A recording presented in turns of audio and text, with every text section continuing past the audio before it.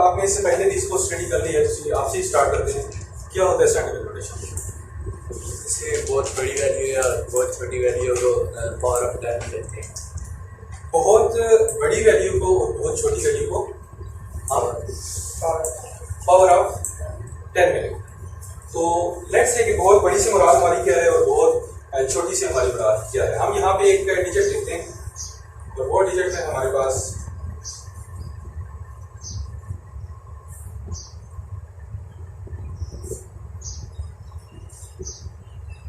ये हमने एक डिजिट लिखा, पूरा नंबर हमने यहाँ पे इसको लिख दिया। अब हमने इसको, अगर हम लेट्स से कि हमें किसी एक साइंटिफिक आर्टिकल हम लिख रहे हैं और उस दौरान हमें इस चीज को 10 दफा लिखना पड़ता है, तो ऐन मुमकिन है कि 10 दफा लिखने के दौरान कई दफा हम उसमें से 1 0 2 0 3 0 हम इसको क्या करें, मिस कर दें। फिर हम क्या करेंगे, इसको हम पावर ऑफ 10 में। तरीका ये होगा कि हमें ये बात पता है कि जो हमारे पास इस पूरे नंबर के अंदर जो पॉइंट है वो यहाँ पे, उसकी पोजीशन यहाँ पे। अब आप इस पॉइंट की जो पोजीशंस हैं उनको काउंट करेंगे और इसको आप यहाँ पे फर्स्ट नॉन जीरो डिजिट के बाद, क्या पॉइंट को कितने लाना है, फर्स्ट नॉन जीरो डिजिट के बाद आपने पॉइंट को लेके आया 1 2 3 4 5 6 7 8 9 10 यहाँ पे अगर आप देखेंगे 1 पॉइंट एक दफा जीरो आप लिख सकते हैं, multiplied by 10 raise to the power 15। अब इसको अगर आप यूनिट 10 100 करके अगर आप इसको गिनना शुरू करेंगे तो ऐन मुमकिन है कि आप इसको काउंट नहीं कर पाएंगे। अब आप इसको 1 × 10 रेज़ टू द पावर 15 अगर आप लिख देंगे तो ये आसानी से हम इसको लिख सकते हैं। अब इसको लिखना हमारे लिए प्रॉब्लम। बिल्कुल इसी तरह से अगर आप 0 पॉइंट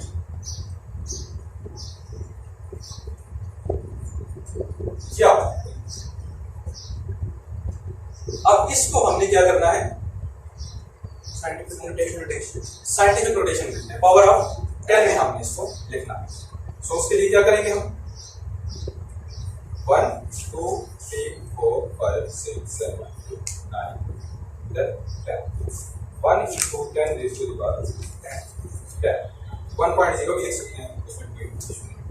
तो ये बहुत बड़ी वैल्यूज को बहुत छोटी वैल्यूज को पावर ऑफ 10 में लिखना, आप इसको साइंटिफिक नोटेशन कहते हैं। ये आपके पास पावर ऑफ 10 है, ये आपके पास साइंटिफिक नोटेशन है, और ये आपके पास जो बनती है ये आपके पास स्टैंडर्ड नोटेशन बनती है। ये आपके पास जो है ये स्टैंडर्ड नोटेशन है और ये आपके पास जो है साइंटिफिक नोटेशन। ये बात आपको समझ आ गई? कोई मसला? That is what? So this will be minus 10. This will be minus 10. जब आप इसको राइट से लेफ्ट की तरफ लेके आते हैं तो आप इसको पॉजिटिव के साथ लिखते हैं, जब आप इसको लेफ्ट से राइट की तरफ लेके आते हैं ये आपके पास माइनस। ओके, सो अब ये जो आपके पास पावर ऑफ 10 है, इसके साथ एसोसिएटेड कुछ आपके पास प्रीफिक्सेस हैं। क्या है? प्रीफिक्सेस इन पावर ऑफ 10 के साथ। तो वो एक प्रीफिक्सेस का टेबल आपने इससे पहले पढ़ लिया। लेट्स से कि आपने बहुत जगहों पे देखा होगा कि आप लिखते हैं सेंटीमीटर, आप लिखते हैं millimetre,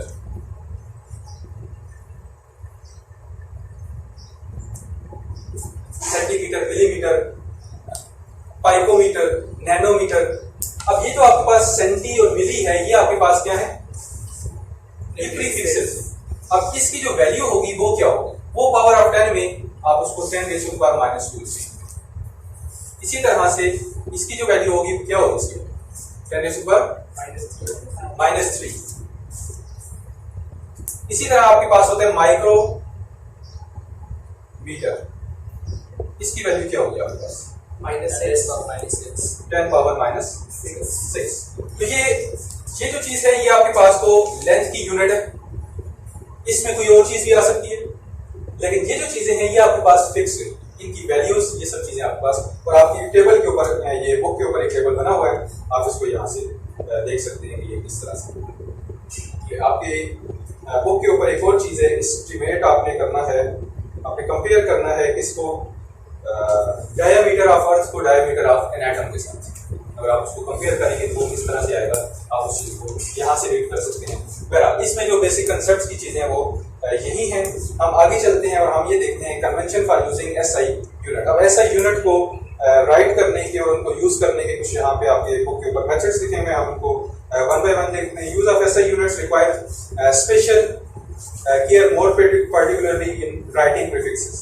Full name of the unit does not begin with a capital letter even if named after a scientist. Let's say कि आपके पास एक यूनिट है जिसको आप न्यूटन कहते हैं, तो न्यूटन का आपको पता है कि वो न्यूटन ने क्योंकि फोर्स के ऊपर बहुत काम किया, तो ये जो न्यूटन फोर्स की यूनिट न्यूटन है, ये न्यूटन के नाम की वजह से।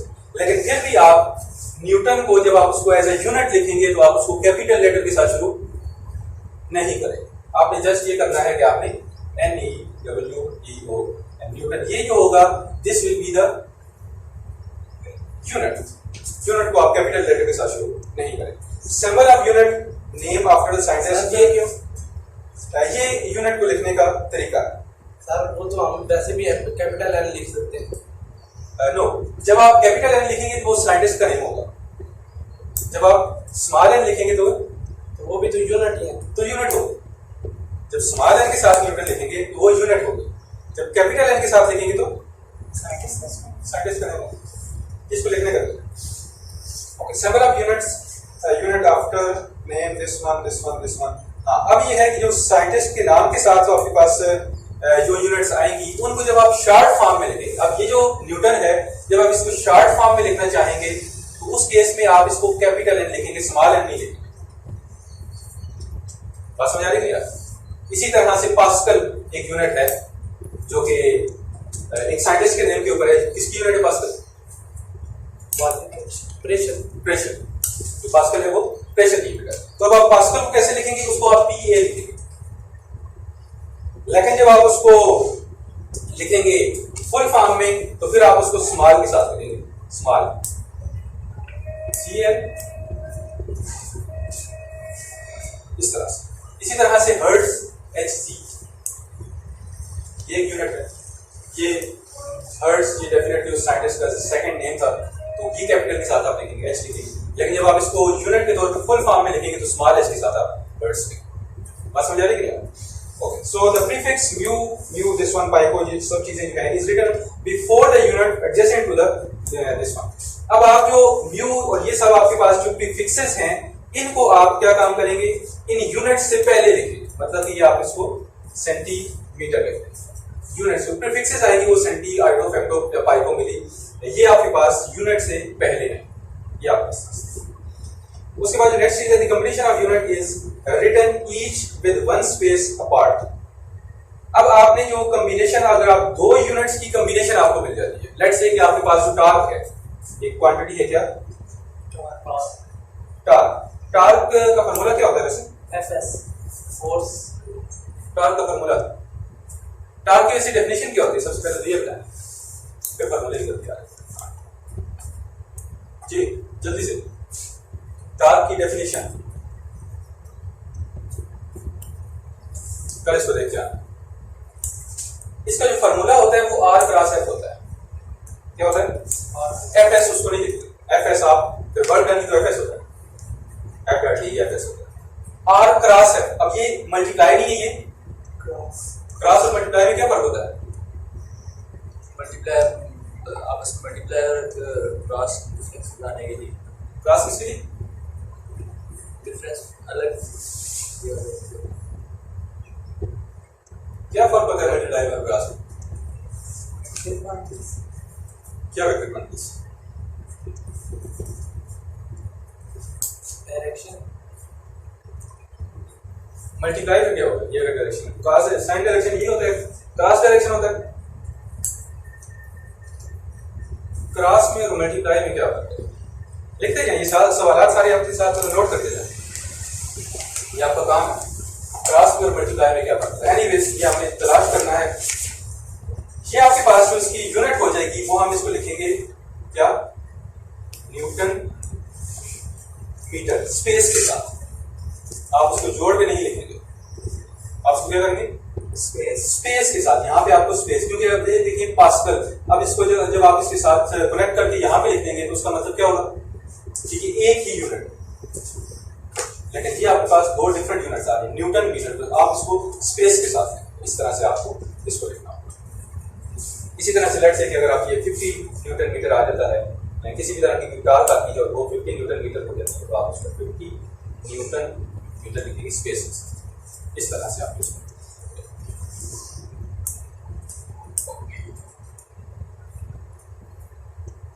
Double triple and so on fixes are not allowed. आपके पास आ जाता है 10⁻12, क्या आ जाता है? आपने फिर 3×12 की जगह क्या लिखना होगा? सोचने की बात ये क्या है?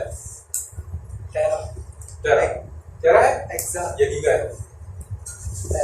गीगा टेरा है। This is T. आप इसकी जगह आप टी लिखेंगे, दो दफा भी नहीं लिखेंगे, डबल ट्रिपल फिर जस्ट ये आपको कह रहे हैं allowed. When a multiple of base unit is raised to a power, the power applied to the whole multiple and not just the base unit।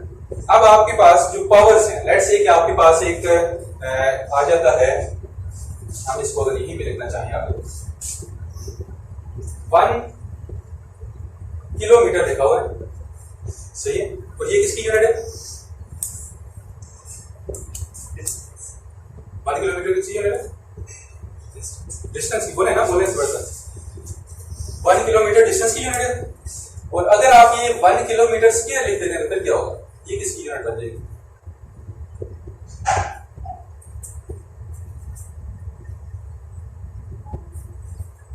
One kilometre square किसकी unit होगा?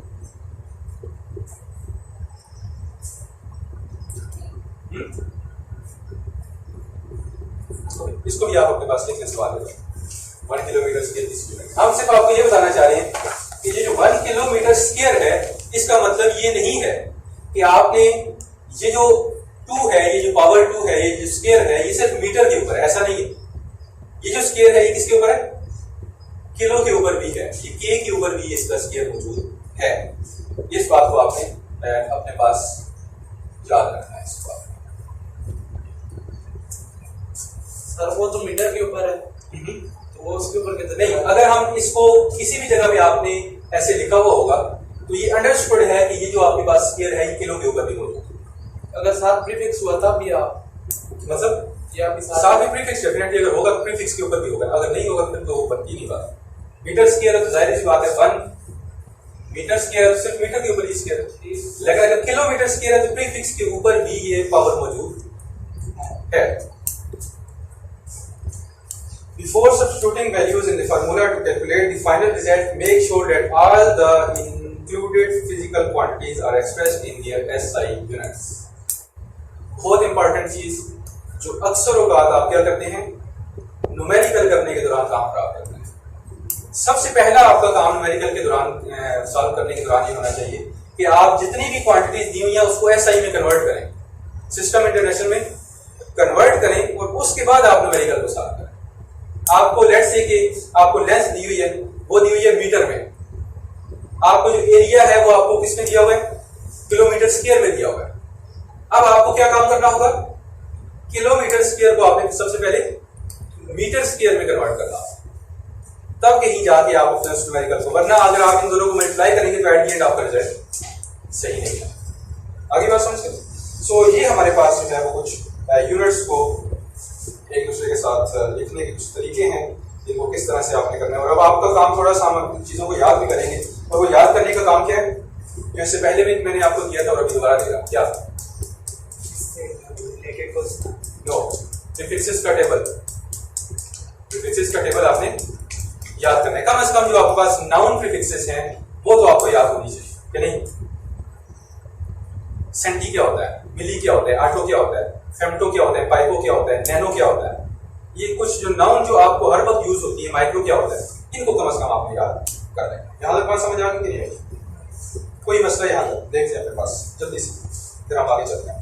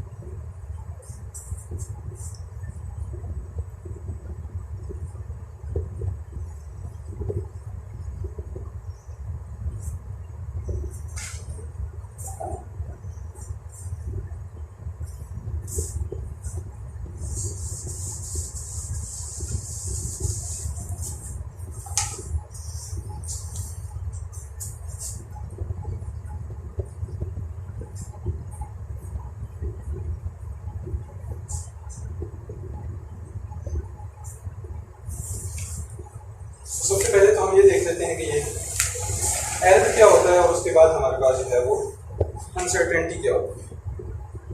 इसका just Urdu मतलब अगर आप इसमें मुझे कोई बता सके कि एरर का उर्दू मतलब क्या होता है और अनसर्टेनिटी क्या होता है। हाँ, एरर जो होता है वो गलती होती है, अनसर्टेनिटी क्या होती है? गैर यकीनी। सर्टन जो होता है वो यकीनी होता है, I am certain about this thing, mean कि मुझे इस बारे में यकीन है। अनसर्टेनिटी को गैर यकीनी होता है, और जो एरर होता है वो गलती होती है। अगली बात समझ गए? ये आपने इस थोड़ा सा इसको अंडरस्टैंड करने के लिए दो वर्ड्स आपको याद रखना। ओके, ये जो एरर एंड अनसर्टेनिटीज किसी भी मेजरमेंट के अंदर आती हैं वो इस वजह से आती हैं कि आपके पास निग्लिजेंस होती है या इनएक्सपीरियंस होता है जो उस मेजरमेंट को ले रहा है। निग्लिजेंस और द इनएक्सपीरियंस पर्सन, ये आपके पास दो चीजें हैं जिनकी वजह से आपके पास एक एरर आ सकती है। इसके अलावा यूजिंग अ फॉल्टी ऑपरेटर्स, आपने जो इंस्ट्रूमेंट यूज किया है वो आपने गलत यूज, मतलब कि वो ऐसा इंस्ट्रूमेंट है जिसके अंदर कुछ एरर मौजूद है पहले से, उसके ऊपर या लाइनिंग सही नहीं है या उसके ऊपर अगर नंबरिंग है तो वो नंबरिंग सही नहीं है, अगर वो डिस्टेंस मेजर करने के लिए तो डिस्टेंस के जो उसके दरमियान में फासला है वो उसके मेजरमेंट्स के दरमियान फासला है। तो किसी तरह का भी फॉल्टी ऑपरेटर्स अगर आप यूज करेंगे तो उसके जरिए भी एरर आ सकता है। इनअप्रोप्रिएट मेथड और टेक्निक, मतलब कि आप जिस चीज को मेजर कर रहे हैं उसको मेजर करने के लिए आप जो चीज यूज कर रहे हैं वो गलत तरीका यूज कर रहे हैं।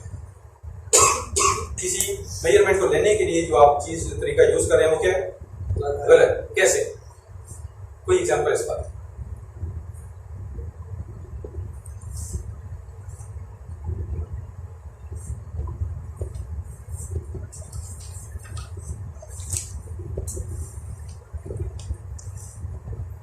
आपने डिस्टेंस मेजर करना है इस रोड का, यहां से लेके वो तकरीबन जो है ना वो आगे तक, और आप जो है ना वो छोटा वाला स्केल लेके शुरू हो गए। नहीं बात समझे? आपने कमरे का लेट से आपने कमरे की लेंथ मेजर करनी है और आप छोटा वो जो स्केल प्लास्टिक वाला होता है जिसके ऊपर वो आधा फुट होता है तकरीबन, उसको लेके आप शुरू हो जाते हैं। तकरीबन आधे में जाके आपको भूल जाएगा कितने हो गए अभी तक, 10 हो गए, 15 हो गए, ऐसे ही नहीं। तो ये इनअप्रोप्रिएट मेथड है, मतलब कि अगर आप इस तरह भी अगर यूज करेंगे, इवन कि आप लेंथ मेजर करने में भी आप बिल्कुल एक्सपर्ट है, आप मेजर कर सकते हैं, आपका जो इंस्ट्रूमेंट है आपने जो स्केल लिया वो भी बिल्कुल एक्यूरेट है, लेकिन आपने तरीका सही यूज नहीं किया तो फिर भी उसमें गलती आ सकती है। ये 3 तरीके हैं आपके पास एरर के। अब उनको आप पर्सनल एरर का नाम देते हैं, सिस्टमैटिक एरर का नाम देते हैं, और तीसरा आपके पास एक रैंडम एरर आता है। पर्सनल एरर वही बात कि एक पर्सन जो इनएक्सपीरियंस है वो कोई चीज अगर मेजर कर रहा है तो उसकी वजह से जो एरर होगा वो इन पर्सनल एरर के अंदर आ जाएगा। उसके बाद सिस्टमैटिक एरर इंस्ट्रूमेंट का एरर होता है, आपको के ऊपर ये एग्जैक्टली एज इट इज लिखे हुए। और रैंडम एरर जो है वो थोड़ा सा अगर आप इसको थोड़ा सा हम इसको एक्सप्लेन कर लेते हैं। रैंडम एरर बेसिकली इस वजह से आता है कि आपकी जो बार बार आप एक एक्सपेरिमेंट कर रहे हैं और उस दौरान कुछ ऐसी चीजें चेंज हो जाती हैं जो आपके कंट्रोल में नहीं है। लेट्स से नेचुरल थिंग्स, आप किसी जगह पे एक केमिकल एक्सपेरिमेंट परफॉर्म कर रहे हैं, आप केमिस्ट्री का कोई भी एक केमिकल बनाना चाह रहे हैं, तो आपको ये बात पता है कि अभी का टेम्परेचर इस रूम का और है, थोड़ी देर के बाद इसका टेम्परेचर और हो जाएगा, थोड़ी देर के बाद इसका टेम्परेचर, प्रेशर कम या ज्यादा हो जाएगा। टेम्परेचर के इंक्रीज करने से प्रेशर भी ज्यादा होता है कि नहीं होता? अब उसके प्रेशर के इंक्रीज डिक्रीज करने से और टेम्परेचर के इंक्रीज डिक्रीज करने से वो जो केमिकल आप बना रहे होंगे वो आपसे सही नहीं बनेगा। ये इस तरह के जो एरर्स होते हैं वो सारे आपके पास रैंडम एरर्स। इसी तरह से अगर आप फिजिक्स की प्योरली बात कर लें तो आप ये कह सकते हैं कि आपने एक स्केल ले लिया, आयरन स्केल ले लिया, और उसको आप मेजर कर रहे हैं और आप बहुत ही प्रिसाइज मेजर देना चाह रहे हैं। और होगा ये कि आप अगर टेम्परेचर इंक्रीज कर रहे हैं तो आपको पता है कि आयरन जो होता है वो एक्सपेंड करता है टेम्परेचर इंक्रीज करने से। आप थोड़ी देर के बाद अगर 4-5 रीडिंग्स लेंगे तो आपकी आखिरी जो रीडिंग होगी वो मुमकिन गलत आ जाएगी।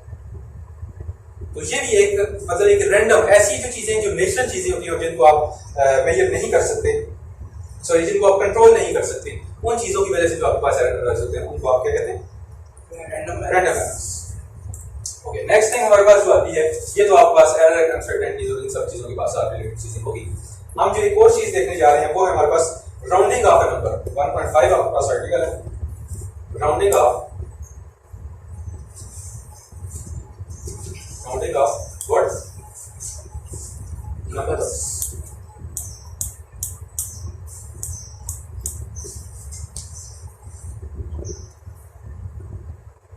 काम है, आप अक्सर बेशतर इस काम को करते रहे हैं कि नहीं करते रहे, और खास तौर पे आप उस वक्त करते होते हैं इस काम को कब, जब आपके पेपरों में मार्क्स कम आ जाते हैं कि नहीं। आपके मार्क्स आ जाते हैं कितने,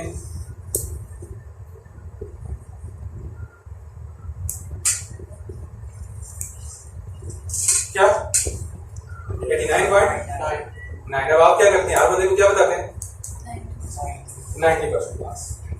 तो मतलब आपको जो राउंडिंग आपका जो सिलसिला होता है वो वहीं से शुरू होता है। लेकिन आप बात याद रख लें कि 99.99% मीन्स 99.99%, नॉट 100%।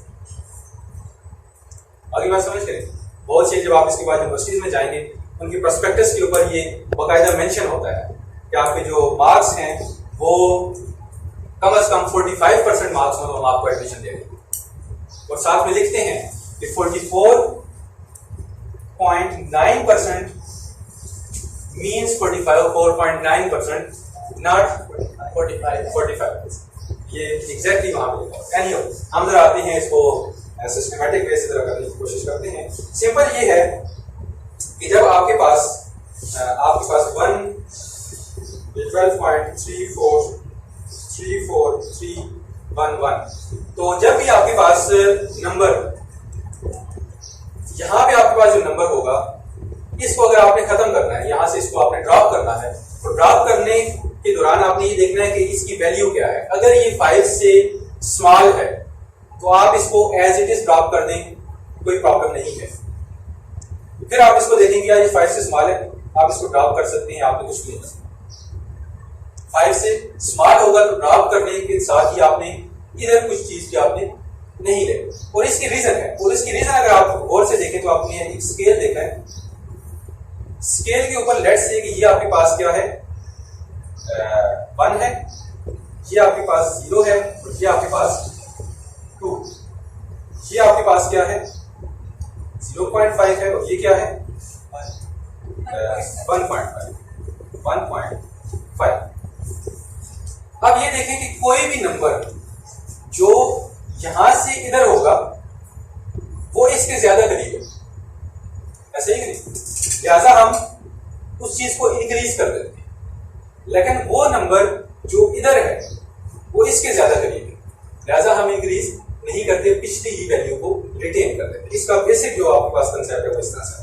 एनीवेज आप इस नंबर को आप ड्रॉप करते जाएंगे, मुझे नहीं लगता कि आप में से कोई एक यहाँ पे एट द एंड आप इसको क्या लिख देंगे 12, क्योंकि सब ड्रॉप हो जाएंगे। ड्रॉप होते होते कोई भी 5 से बड़ा इसमें है नहीं है, तो ये किसी तरह का इसमें चेंज नहीं है। अब हम देखते हैं कि आपके पास लिखा है 12.34643, 12.34643। अब क्या होगा 12.346, इसको ड्रॉप करने की प्रॉब्लम है नहीं, लेकिन अगर आप यहां पे आ जाए इसको ड्रॉप करेंगे तो पीछे 5 आ जाए, यहां पे आपके पास क्या आ जाएगा 5 आ जाएगा। अभी तक तो कोई प्रॉब्लम हमें फेस नहीं हो रहा। यूं ही अगर आपके पास 5 से बड़ा है तो आप उसको कोई आपने डिफरेंस नहीं लाना, और अगर आपके पास 5 से बड़ा कोई चीज आपके पास आ गई है तो आप इसको इंक्रीज कर देना, और 5 से अगर कम है तो कोई डिफरेंस आपने यहाँ पे नहीं लाना। लेकिन प्रॉब्लम यहाँ पे आपकी कैसे होगी जब 5 खुद आ जाएगा। अब हम नहीं डिसाइड कर सकते कि ये जो आपके पास 1.5 है इसके ज्यादा करीब है या इसके ज्यादा करीब। अब क्या करें, यहां पे आके हम थोड़ा सा इसको टेक्निकली अपने आसानी के लिए कुछ रूल्स को डिफाइन करेंगे, और वो रूल्स इस तरह से होंगे कि आपने ये सबसे पहले देखना होगा कि आप इस 5 के बाद, जिस 5 को आप राउंड ऑफ कर रहे हैं 1 पॉइंट क्या नंबर बस 12.35, इस 5 के बाद नॉन जीरो नंबर्स हैं या जीरो हैं, क्या नॉन जीरो या जीरो, कोई चीज या नॉन जीरो हो सकती है या जीरो हो सकती है, ऐसे ही। तो दूसरी चीज अगर हम इसको थोड़ा सा और भी लिखते हैं 12.3500, अगर आपके पास ये दो सिचुएशंस हैं, क्या ये दो सिचुएशंस सिचुएशंस हैं, अगर आप अपनी किताबों के ऊपर देखें इसको तो आपके पास दो केसेस आते हैं। If the dropping digit is 5 then follow the situation following situation में अगर there exist no non zero digit after dropping 5, if there exist no non zero digit after dropping 5 as in 12.345 and it's 2.33500, ये दो situations हमने यहाँ पे लिखी। अगर ये सिचुएशंस आ जाती हैं तो क्या करना है, in such case the digit 5 will be dropped and the last digit will be observed. If the last digit is even it will kept as it is, but if the odd then 1 is added in it. इस situation के अंदर आपने ये देखना है कि इस 5 के बाद इवन है या ऑड है। ऑड है तो चेंज कर दें, इवन है तो ना करें। बात समझे कि नहीं? अगर ऑड है हमारे पास यहां पे अब क्या है, ऑड है तो हम इसको चेंज कर दें। अगली बात समझ गए? अगर यहीं पे ऐसे होता कि 12.45 होता, 12.4 ऐसे आगे बात समझ। ये उस केस के लिए जब आपके पास 5 के बाद 0 हो, जब कोई नंबर आपके पास यहाँ पे ना हो। ये बात आपने याद, अगर 0 होंगे तो वो तो 0 ड्रॉप हो जाएगी, वो तो 0 ड्रॉप हो जाएगी, लेकिन उसके बाद जो चीज आएगी वो कुछ इस तरह से आएगी। ठीक है, वो 0 तो ऐसे उनको ड्रॉप कर देंगे, लेकिन बाद में जो चीज आएगी वो 0.4 आ जाएगी। इन चीजों को आप ड्रॉप करें। लेकिन अगर आपके पास यहाँ पे 5 के बाद जीरोस मौजूद नहीं है, नॉन जीरो डिजिट्स यहाँ पे हैं, तो फिर क्या करें? देखें अपनी किताब में। There exist non-zero digits at any place after dropping 5 as in 26.34501। अब आपके पास जो कंडीशन आ गई है वो कुछ इस तरह की आ गई है कि आपने क्या लिखना है, 26.34501। और दूसरा आपके पास एक और नंबर है 44.33567। अब आपके पास ये दो सिचुएशंस हैं, तो इन सिचुएशंस में आप क्या करेंगे? In such case the digit 5 will be dropped and whether the last digit is even और odd in both situations 1 will be added to last retain digit. अब हमने इवन ऑड नहीं देखना। अगर इस तरह की सिचुएशन आ जाती है तो इवन ऑड नहीं देखना। अगर 5 मौजूद है तो आपने उसको इंक्रीज कर देना। मतलब ये कि आपके पास ये क्योंकि इस तरह के नंबर्स हैं, तो अब ये जो 5 है 26.35 इसको जब आप यहाँ पे द सेम वे 44.34 आपका, इसमें इवन ऑड नहीं देखना, इसमें इवन ऑड नहीं। इवन ऑड किस वक्त देख रहे हैं? जब आपके पास 0।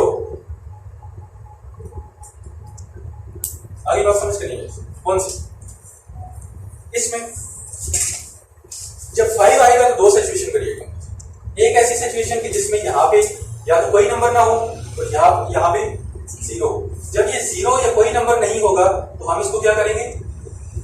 ऑड इवन देखेंगे। 5 के बाद ऑड है या इवन है, तो अगर ऑड है तो इंक्रीज कर देंगे, अगर इवन है तो इंक्रीज नहीं करेंगे। लेकिन जब ये यहाँ पे 0 या कोई नंबर, ये वाली सिचुएशन हमारे पास ना हो तो फिर क्या देखेंगे? कुछ भी नहीं देखेंगे। 5 आएगा तो इंक्रीज करेंगे, सिंपल। आगे बात समझ गए? ये 9th क्लास में भी आई थिंक है, 9th क्लास में भी ये एग्जैक्टली यही होगा आपके पास। ओके, सो जहां पे आई थिंक हमें खत्म करना चाहिए कि नहीं?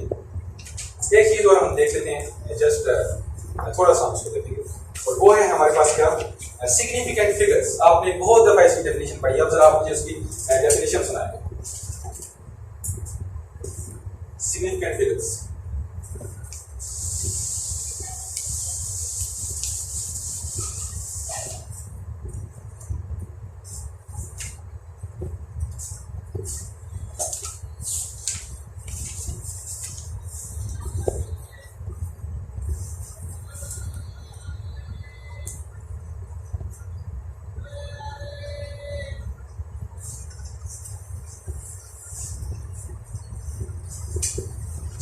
हाँ लिखी हुई है, सुना बताएं जल्दी से। Anyway, when the number of any non-digit or the first or two digit is called significant. Okay, in any measurement, the number of what? Accurately non-digit. Accurately noun digit and the first doubtful digit is called the significant. मैं लगता है इसको लिख सकता हूँ, क्यों? फिर हम देखते हैं कि आपको इसकी समझ कितनी आई, ये याद तो है सब याद। In any measurement, कहते हैं हम इसको लिखते हैं number of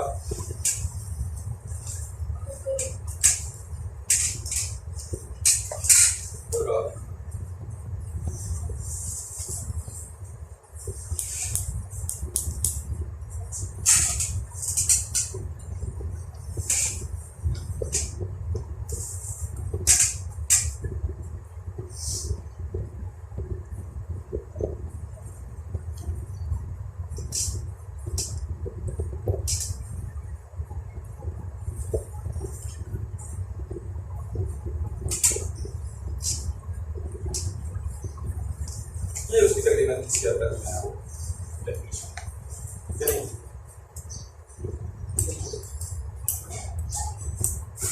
अच्छा, एक और चीज इसके साथ रिलेटेड, कि आपको इससे पहले भी मैंने बताई बात कि आपकी हर डेफिनेशन के अंदर कुछ वर्ड्स होते हैं।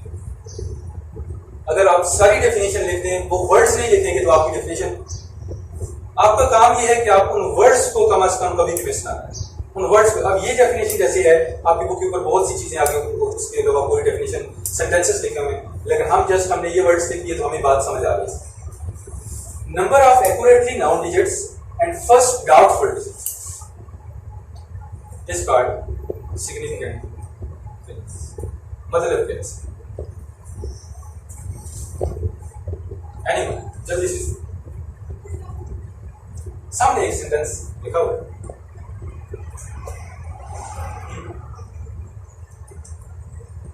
जितने भी नॉन जीरो डिजिट्स होते हैं वो सारे सिग्निफिकेंट होते हैं। ऐसा नहीं, ये वो नीचे वाले पॉइंट्स हैं, उन पॉइंट्स की तरफ अभी नहीं जाना, हम इसकी डेफिनेशन की तरफ जा रहे हैं। ये डेफिनेशन आपने बहुत दफा इसको लिख दिया, मैं जस्ट ये पूछ रहा हूँ कि चीज क्या है।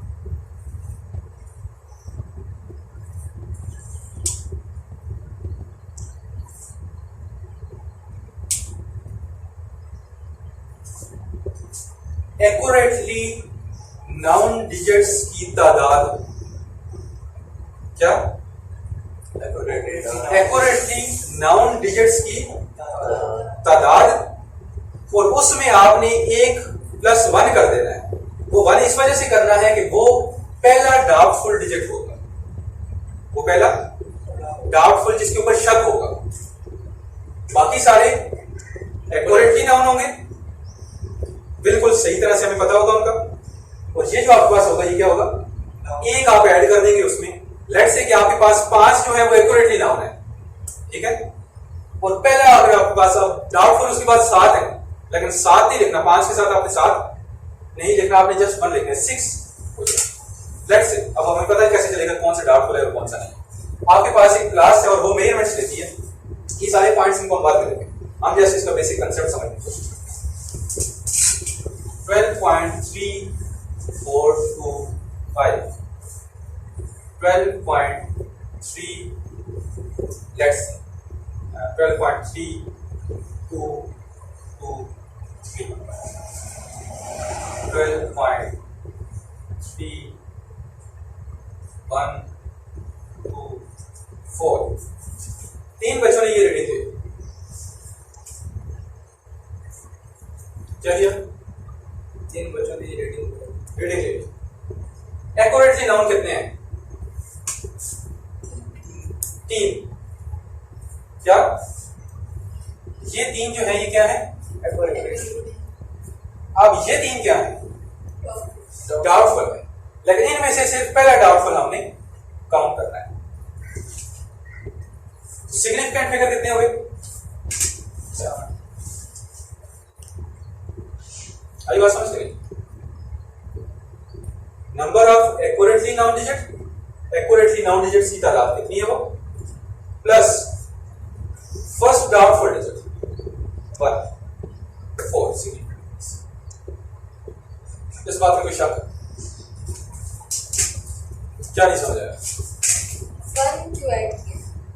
हाँ, पहले डाउटफुल डिजिट की वजह से, पहला जिसमें हमें इसमें शक है कि नहीं, ये 4 है, इसने कहा कि नहीं ये 2 है, शक तो उसने कहा कि 1 है, शक अगलों में भी है, लेकिन हमने इसकी डेफिनेशन में कहा है कि हमने फर्स्ट डार्ट फुल लेना है, बाकी नहीं लेना।